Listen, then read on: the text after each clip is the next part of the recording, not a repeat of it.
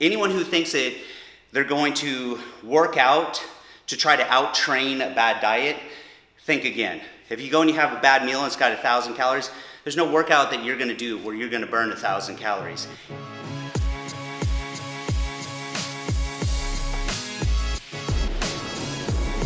Your results can vary slightly depending on how accurately you follow that nutrition plan, which isn't just about your compliance or willing to comply, meaning to do it. It also means how consistent were you from meal to meal, and also total calories throughout the day, and how consistent were the macros, meaning, okay, maybe you got exactly 1,100 calories a day every day, but was it the exact same breakdown of macronutrients? Was it the same amount of protein, same amount of carbs, same amount of fats every day? So doing this with a meal shake, only drinking a meal shake, no other foods, just 5 meal shakes a day, which equals 1,100 calories, which is 50% of my total caloric intake. By doing that, I'm eliminating all those variables, so it's exactly consistent from day to day to day. So that's what's kind of interesting about it. You know, it's also what's probably, I think, going to be the hardest thing about it. It's not the calorie restriction that I think is going to be hard. I think it's going to be only drinking shakes every day. Okay, today is the morning of my 7 days. So this is Sunday morning, so it's not 7 days yet. The results from 7 days will be tomorrow morning, Monday. But let's step on the scale, see where we're at, do a quick check-in. So far, I've dropped 10 pounds in a week, which is pretty serious.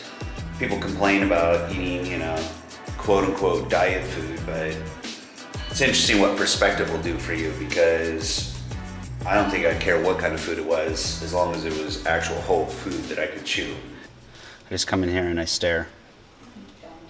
I do, and then I smell everything. I look through all the drawers at all the stuff that I can't eat. Bunch of vegetables I can't even eat. People complain about eating vegetables. I would love to eat some vegetables right now. I would eat the shit out of those grapes right now too. Oh my God. Strawberries. Yeah, I come in here at least a couple times a day. Check it out. Go into the pantry, look at all the food, smell some cereal. Nah, not that bad, but I do find myself opening the refrigerator a lot. Just like coming over here, like out of habit, like we all do. Like, yep, there's nothing in there for me. When I go back to drinking my shakes. But that actually tells you something, that we go to the cupboard or the refrigerator out of habit a lot. And sometimes we eat not because we're hungry, not because we need to fuel our body, but because we're bored or we have nothing else to do, and we just do it. So creating a little more structure for ourselves is one of the things that's going to help. You just take a carrot and you can stick it. Ooh, are you flirting with me?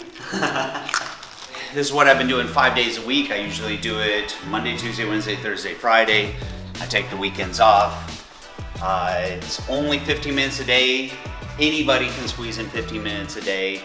The reason I made it 15 minutes is I didn't want the results to come from doing all this cardio and these super intense workouts. I wanted to prove the point that by simply reducing your calories, you can lose weight. So I still wanted to maintain some sort of workout, just to, you know, kind of body maintenance. But this is actually a great program if you're really short on time. It's total body, so we're hitting all the major muscle groups. So here's what we do. We're gonna go through 7 different exercises. I want you to focus on just good controlled movements here. So we want to focus on a nice controlled concentric movement. So in a biceps curl, that would be on the way up. We want to focus on a good isometric contraction, a squeeze, and a controlled eccentric. So exercise number 1 is for lower body. It's squats.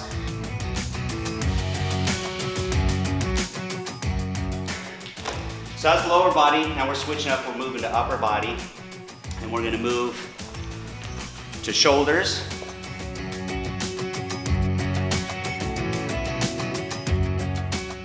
Now the band's trying to pull your hands closer together, so by you keeping them out, you're also isometrically working those deltoids. Control it down, deload the band, take it off. So shoulders, now we're gonna move right into biceps. Keep that chest out, chin up, elbows at your side. Curl it up. Nice controlled eccentric. 2. So that was biceps. We're gonna go ahead and move right into back. We're gonna do a bent over row, right? Hands are gonna come here. We're gonna rotate, and I want you to bring it back towards your hips. I always tell people, think about putting something in your back pocket, because I don't want you coming here to the front. It's gotta come out here, almost touching the sides of your belt buckle if you were wearing a belt.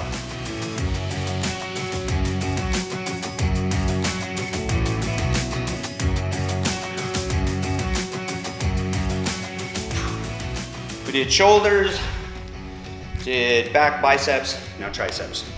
Keep those elbows pointed towards the ceiling. Don't let them come out here, pointed out towards the side, okay?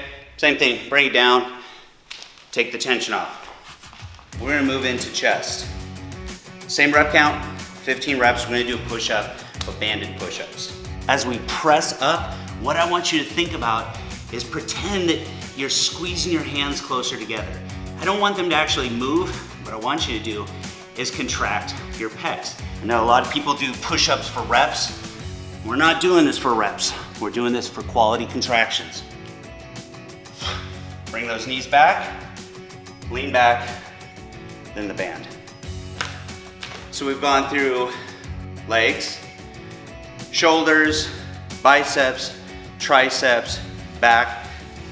Now I like to mix in a little abs. Yeah, that little punch that comes at the end makes you focus on that isometric contraction. So, recap. Legs, exercise number 1. Shoulders, exercise 2. Then we went into biceps, exercise 3. Bend over rows, exercise 4.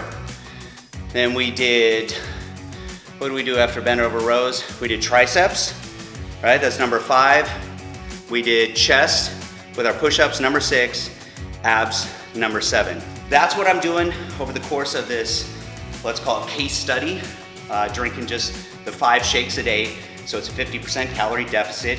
So I'm burning all of my calories really just from the deficit, not from my workout. Anyone who thinks that they're going to work out to try to out-train a bad diet, think again. If you go and you have a bad meal and it's got 1,000 calories, there's no workout that you're gonna do where you're gonna burn 1,000 calories.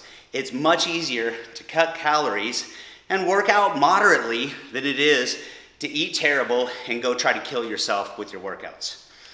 It's 10 o'clock, which is always my second meal for the day. So I broke these out into five meals a day, each one a packet.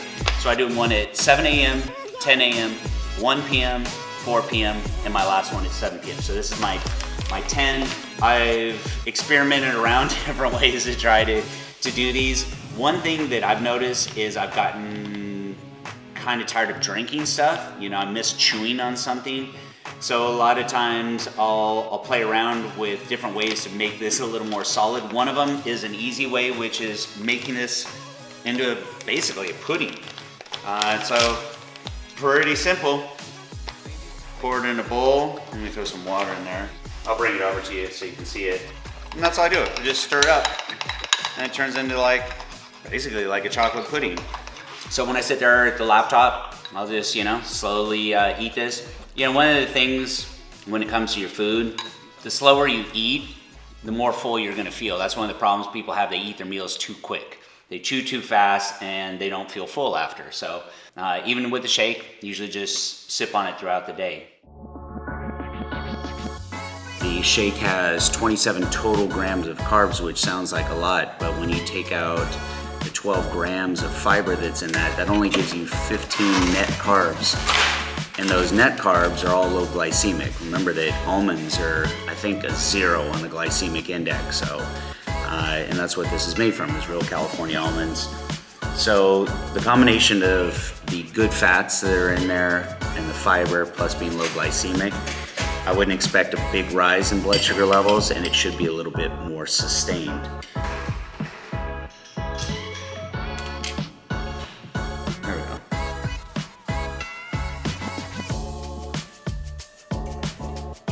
Right there, 73 milligrams per deciliter. So that is, let's call it fasted blood sugar levels. I'm gonna do this every 30 minutes and see if we can kind of plot on a graph what this rise and fall of blood sugar levels look like. Seemed like there was a bit of an overlap. Right before my blood sugar got all the way back down to normal, I was drinking the next shake, which is a good thing. That means that it's a nice, slow release of glucose into my bloodstream. I also did ketone testing throughout the day. The most I ever saw was on the very low end of the scale, anywhere from trace to small amounts of ketones. And those were only in a fasted state this morning before eating, and then just tiny trace amounts sometimes at the trail end of in between meals. So right before that next shake, I see teeny tiny little trace amounts. So what's in there? It's chicken, he says quinoa. Healthy food never sounded so delicious. What do you got in here? I love buffalo cauliflower.